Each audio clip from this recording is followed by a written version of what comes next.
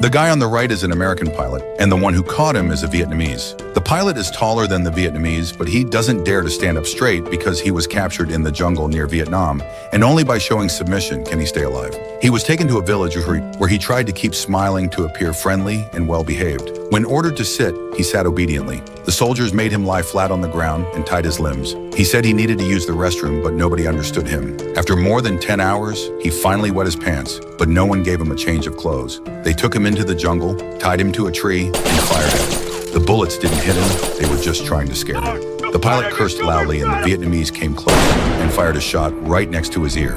That deafened him for about half a minute. They tied his feet and had an ox drag him along, kicking dirt into his face. The pilot rolled on the ground for a long time, being tortured until dusk. The soldiers hung him upside down, pressed a beehive against his face, and spun him around until he was dizzy. The next day, the pilot, feeling groggy, was taken out and stuffed into a well, where he was soaked in water. After they were done torturing him, they sent him to a dilapidated prison in the jungle. There were already a few POWs there, all former pilots who had been shot down and captured within Laos. The longest serving had been there for over 2 years. They all had long beards and were thin as rails. Life clearly wasn't easy. They spent their days hoping for a ceasefire, hoping the government would negotiate their freedom. But there was never any good news. At night, the POWs' hands were crossed and locked, and they lay side by side, unable to turn over and with their feet locked as well.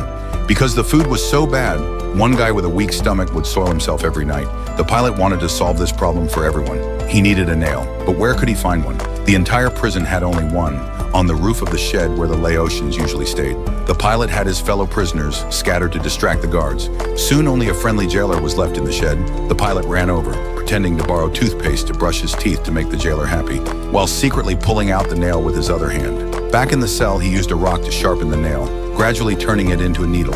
At night, he used the needle to pick the locks on their hands, and finally everyone could get a good night's sleep. Then the pilot started thinking about escaping.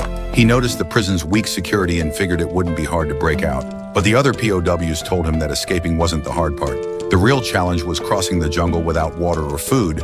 They said it was impossible to survive. The pilot didn't believe them. He planned to wait for the rainy season and then make his escape. He had plenty of time to plan.